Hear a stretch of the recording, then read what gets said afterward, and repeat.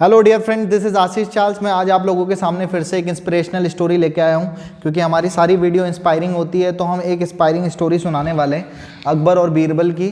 तो ऐसा हुआ कि एक बार राजा अकबर अपने सभा में बैठे हुए थे और उसके सभी जो अपने खास लोग थे वो वहाँ उपस्थित थे।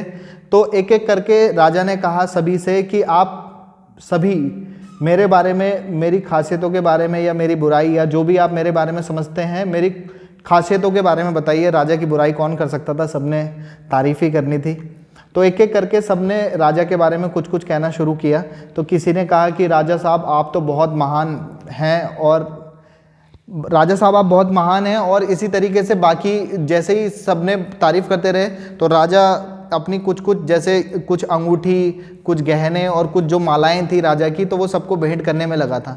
तो एक व्यक्ति ने कहा कि राजा साहब आप तो बहुत महान हैं और आप इतने स्ट्रांग हैं कि आपके जितना बड़ा साम्राज्य किसी भी दूसरे राज्य में नहीं है, क्योंकि आपने सबसे बड़ा साम्राज्य स्थापित किया है। आप बुद्धिमान हैं और इन सब आप कठोर हैं और आप सभी राज्यों को जीतने में सक्षम रहे हैं और कई देश आपने चढ़ाई करी है और आप बहुत सारा विजयी होकर के आप यहाँ पर आपने अपना राज्य जीत जीत करके इतना साम्राज्य बनाया है। और साथ ही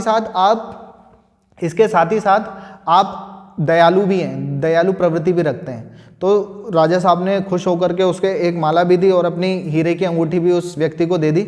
और राजा सबके सब ऐसे ही कर रहे थे। तो राजा धीरे धीरे अकबर जो थे वो खाली होते जा रहे थे, ढीले होते चले जा रहे थे, क्योंकि पहले तो वो काफ़ी भरे हुए थे अपनी मालाओं और अंगूठियों और इन सब के साथ। तो धीरे धीरे राजा इनके साथ वो ख़त्म होते रहे। तो लास्ट टाइम पे एक बारी आई बीरबल की। तो राजा साहब बोले कि बीरबल आप हमारे बारे में क्या कहेंगे, आप हमें बताइए कि आप हमारे बारे में क्या कहेंगे।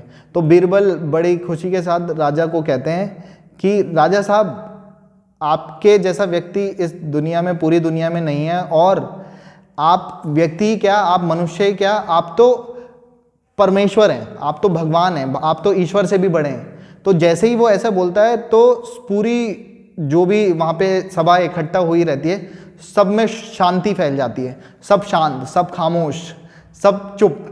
तो राजा को बुरा लगता है कि क्योंकि वो उसे राजा को एक इंसल्ट जैसा फील होता है कि बीरबल ने उसकी इंसल्ट कर दी। कि राजा ने बोला कि हाउ डेयर, कैसे तुम्हारी हिम्मत हुई मुझे ये कहने की कि तुमने मुझे भगवान से भी बड़ा बोला है, और तुमने ये मेरी खासियत के लिए नहीं कहा, मुझे बढ़ावा देने के लिए नहीं कहा, मेरी बेइज्जती करने के लिए तुमने ऐसा कहा है। तुम्हारी हिम्मत कैसे हुई?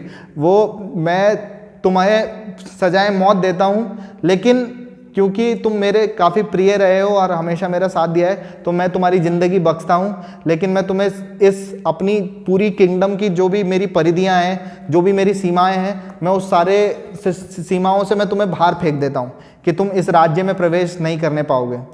तो फिर बीरबल उससे बोलते हैं राजा से कि राजा साहब मैंने आपसे क्या गलत कहा? मैंने आपसे सही कहा है कि आप भगवान से भी बड़े हैं, तो मैं इसे साबित कर सकता हूँ। तो राजा ने कहा तुम इसे कैसे साबित कर सकते हो? मैं भगवान से भी बड़ा, और ये तो तुम मुझे मेरी बेइज्जती करने की कोशिश करी है तुमने, तुम्हें मैं माफ़ नहीं करूँगा।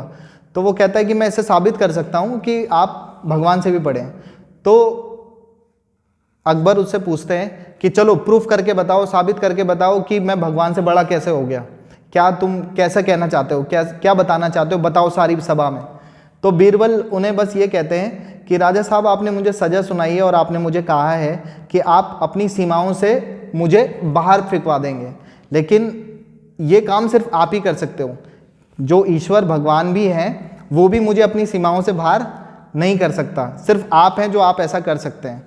तो बस यही है कि आज हमारे बीच जो लोग हैं वो भी अपनी सीमाओं में बंधे हुए, और वो सोचते हैं कि हम इतना बड़ा साम्राज्य है या हमने ये काम कर लिया है, और सोचते हैं कि हम सबको बाहर फेंकवाने की क्षमता रखते हैं और ख़ुद को भगवान से बड़ा बने हुए हैं। तो वो चीज़ें बहुत गलत सी हैं। तो राजा को समझ में आया उसकी गलती का एहसास कि मतलब मैं खुद ही मैं ऐसे ही बात कर रहा था और मैं खुद राजा भगवान से भी बड़ा होने की बात कर रहा था। तो राजा को समझ में आया कि उसे शांतिपूर्ण, धैर्यपूर्ण और ये सब कैसे होना चाहिए, और खुद हमेशा ज़मीनी स्तर पर बने रहना चाहिए। तो उद्देश्य बस इतना सही था। बाकी होप आपको वीडियो पसंद आया होगा। बाकी जी लो अपनी ज़िंदगी, नेक्स्ट वीडियो में पियेंगे आप लोगों का खून। Have a good day, goodbye, good night, शुभ रात्रि।